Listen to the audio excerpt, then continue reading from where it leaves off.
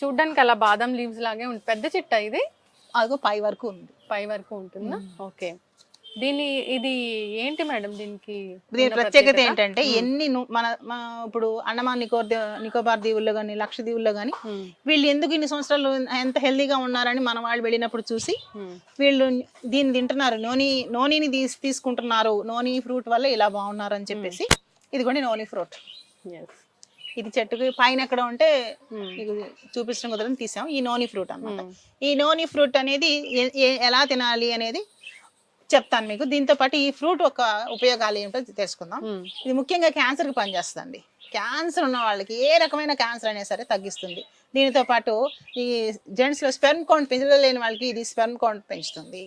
కీళ్ళవాతం, కీళ్ళ నొప్పులు అంటే రొమటైడ్ ఆర్థరైటిస్ని ఇది బాగా తగ్గిస్తుంది. కిడ్నీ డయాలసిస్కి వెళ్ళే వాళ్ళు, కిడ్నీ ప్రాబ్లమ్స్ ఉన్న వాళ్ళకి, కిడ్నీ ఫెయిల్ అయిందన్న వాళ్ళు కూడా ఏ వ్యాధి అయినా సరే ఇది అద్భుతంగా పనిచేస్తుంది. ఆల్ ఇన్ వన్ అనమాట.